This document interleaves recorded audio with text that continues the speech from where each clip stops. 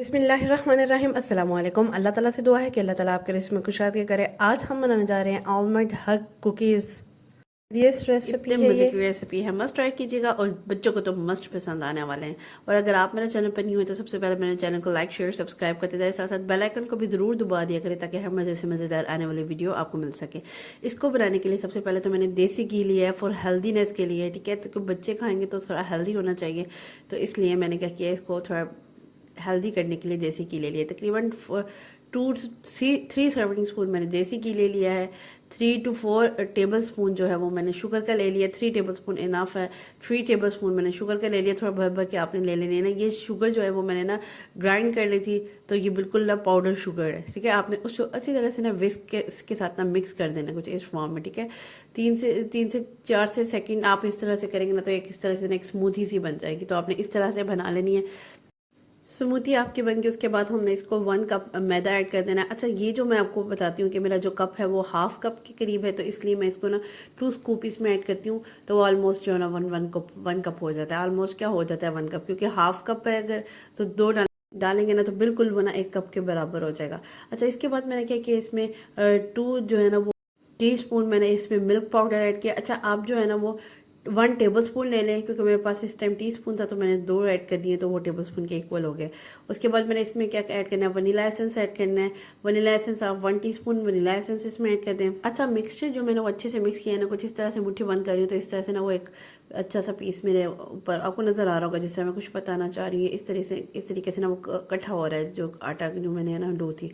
अच्छा, इस तरीके से मेरे पास जो है ना वो हाफ कप दूध था, नीम गर्म दूध था, जिसको मैंने ना लेके आटा गूंद लिया, इसकी डो सी बना ली है। अच्छा, हाफ कप जो है ना वो तकरीबन 3/4 हुआ होगा, ठीक है, ज़्यादा कम नहीं हुआ, उतनी उसी में मेरा ना ये डो बन गई थी, रेडी हो गई थी। इसलिए आपने मेक श्योर करना है कि ग्रेजुअली आपने वो डालना है दूध, आपने एकदम से नहीं डाल देना, ये ना हो कि आपकी डो जो है ना वो सॉफ्ट हो जाए। इस तरीके से ये देखिए, इतनी आपकी ना डो की ना वो थोड़ी हार्डनेस होनी चाहिए कि आपका इस तरह सा हो जाए, ठीक है। इस तरीके से मैं आपको थोड़ा सा बता भी रही हूँ, देखिए ईजिली वो ना पेड़ा या इस तरह जो भी आप शेप देना चाहिए बन रही है, कुछ चिपक नहीं रही, तो आपने ये मेक श्योर करना है कि आपकी डो जो है ना वो स्मूथ होनी चाहिए, बिल्कुल हार्ड होनी चाहिए, सॉफ्टन में ना जाए। इस तरीके से मेरे पास एक बटर पेपर था, बटर पेपर ले लिया मैंने।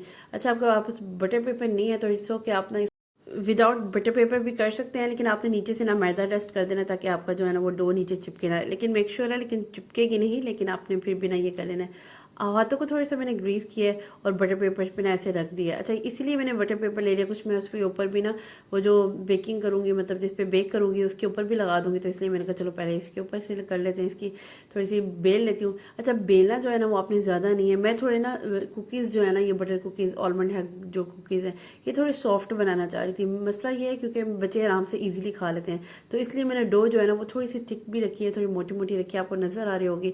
उसकी जो थिकनेस है ना थोड़ी सी ज़्यादा है, तो इस तरीके से मैंने रख के ना, तो इससे ना फूलना भी आपको पता भी होगा कि जब बेकिंग आप करते हैं तो वो ना थोड़ी सी चीज़ फूल भी जाती है। कुछ बेकिंग सोडा भी इसलिए हमने डाला है। इस तरीके से मैंने क्या किया, इसको ना एक स्टार शेप में कट कर लिया है, तो ये देखिए इसकी थिकनेस भी ज़्यादा है। इस तरीके से बाकी भी मैं ऐसे स्टार शेप कट कर लूँगी। अच्छा, स्टार्स जो है वो इतनी मज़े की शेप नहीं लग रही, तो मैंने क्या किया, इसको ना आगे से ना इसकी ना थोड़ी नोक सी बना दी है।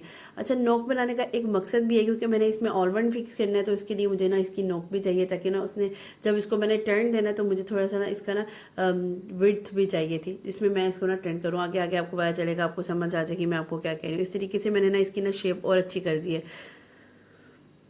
इस तरीके से आपने बस ये करना है कि आपने ना थोड़ा सा इसको ना थोड़ा सा लंबा लंबा कर देना। मेरे जो पास जो दूसरा वाला था वो थोड़ा सा कम, इस तरह से मैं आपको दिखाती हूँ कि इस तरह से नहीं था जिस तरह से मैं चाह रही थी, क्योंकि इसमें आलमंड फिक्स नहीं होना था। फिर भी मैंने इस तरह से शेप बना दी है। किसकी ज़्यादा अच्छी शेप बनी है, मेरी वाली कि वो वाली तरह, मुझे कमेंट सेक्शन में ज़रूर बताइएगा।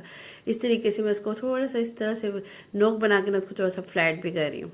अच्छा, इस तरीके से। अच्छा, मैंने बेक कहा है तो आपने परेशान नहीं होना, हम बेक नहीं करेंगे, हम बिल्कुल इसको एक बड़ा सा पतीले में पकाएंगे, आप परेशान बिल्कुल भी ना। इस तरीके से मैंने इसमें ऑलमंड फिक्स किया और एक उसका आर्म जो है ना वो इस तरीके से ना ऐसे फिक्स कर दिए, इस तरीके से। अच्छा, आपके पास जो भी बर्तन है, जैसे आपके पास कोई ऐसी चीज़ है जिसमें ये ना इजीली आपका जो बेकिंग ट्रे है वो इजीली फिक्स हो जाए, इसलिए कह रही हूँ कि जो पहले मैंने प्री हीट किया था वो वाला बर्तन वो थोड़ा सा छोटा था। आपने पहले ये चेक कर लेना कि ये इजीली ना अंदर चला जाए।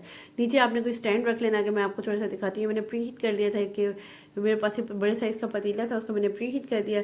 अच्छा, इस तरीके से मैंने ना इसमें एक स्टैंड रख दिया। आपके पास कोई भी बर्तन है जो थोड़ा सा ऊंचा हो जाए, जैसे कोई स्टील का बर्तन होता है, वो भी आप उल्टा करके रख सकते हैं, कोई मसला नहीं, ठीक है। इस तरीके से आपने इसको रख दिया। रखने के बाद ना आपने इसकी ना वो जो हमने कुकीज़ बनाई थी ना, वो आपने अच्छे से ना इस अंदर रख देनी है। अच्छा, इस पॉइंट में मैंने प्री हीट किया था, फुल प्री हीट, गरम गरम पतीला था, और उसके बाद जो है ना वो मैंने लो टू मीडियम फ्लेम कर दिया था, ठीक है ना। दम वाले से थोड़ी सी ज़्यादा होने चाहिए और बिल्कुल तेज़ नहीं होनी चाहिए कि वो बिल्कुल भी फटाफट से आपके कुकीज़ पके ना और वो अंदर से ना ऊपर से वो जल जाएं। तो आपने मेक श्योर करना, तकरीबन 20 मिनट्स तक, 20 to 25 मिनट्स तक मैंने पकाया था, क्योंकि मैं थोड़ा क्रंची नहीं करना चाह रही थी। अगर आप करना चाहते हैं तो 30 to 35 to 40 मिनट्स भी आप पका सकते हैं, ठीक है। मैं थोड़ा सॉफ्टन रखना चाह रही थी क्योंकि मैं बच्चों के लिए रखना चाह रही हूँ। अच्छा, ये डिपेंड करता है, अगर आप थोड़ा सा इसको क्रिस्पीनेस में लेके जाना चाहते हैं तो आप इसको और कुक कर लें। आपने तकरीबन 40 मिनट्स तक इसको कुक करना है, ठीक है। मैं इसके बाद इसके थोड़ी सी फेस बना रही हूँ। फेस जो है ना वो अगले एक स्टार के एंगल में बना रही हूँ जहाँ पे हक किया। अच्छा, ये जो फर्स्ट वाला मैंने बनाया था ना, ये थोड़ा सा मेरा गलत हो गया था क्योंकि ये थोड़ा सा ना उल्टा शेप हो गया था, लेकिन वो भी बिल्कुल भी बुरा नहीं लग रहा, लेकिन मैंने इसको मिटा के ना दोबारा से कर लिया था। बस इस तरीके से ना आपने आइज़ बनानी है और एक स्माइली फेस बना देना है। ये बच्चों के लिए इतने वो एक मज़ेदार सी चीज़ होती है ना, बच्चे खुश होकर खाएंगे, बच्चे देख के खुश होंगे। और सबसे पहले तो मेरे बच्चे मुझे क्या करते हैं, इसमें से ऑलमंड निकाल के खा लेते हैं। अच्छा, इस तरीके से मेरी आज की रेसिपी कंप्लीट है। उम्मीद करती हूँ कि आज की रेसिपी मेरी पसंद आई होगी।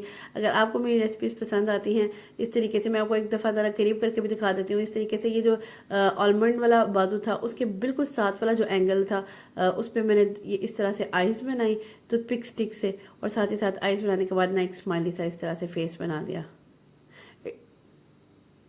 इस तरीके से, ठीक है। आपने इस तरीके से ना फेस बना लेना है।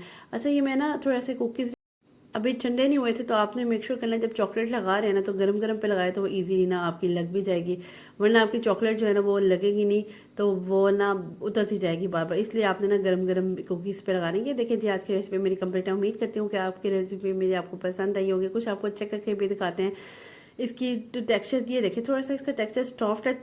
जैसे वो कहते हैं ना कि केक जो है वो अगर आप नॉर्मल टेम्परेचर पे करें तो वो केक बनता है, लेकिन अगर आप उसको हाई टेम्परेचर पे और कर दें तो वो ना आपके ना वो केक रस बन जाते हैं। इस तरीके से यही इसका भी मसला है कि अगर आपने थोड़ा सा ज़्यादा इसको करेंगे ना, हीट अप करेंगे, तो ये ज़बरदस्त से और हार्ड हो जाएंगे। लेकिन मुझे हार्ड नहीं चाहिए, अगेन मैं आपको बता रही हूँ, इसलिए मैंने इसको थोड़ा सा कम ही टेम्परेचर दिया है। मैंने इसको 20 to 30 मिनट तक बस इसको किया, इसके ज़्यादा नहीं किया, ठीक है। आज की रेसिपी में उम्मीद करती हूँ कि आपको मेरी पसंद आई होगी। बच्चों की मनपसंद रेसिपी होने वाली है, मस्ट ट्राई कीजिएगा और बड़े भी शौक से खाएंगे। इसको शाम की चाय के साथ ज़रूर एंजॉय कीजिएगा। नेक्स्ट वीडियो तक के लिए अल्लाह हाफ़िज़।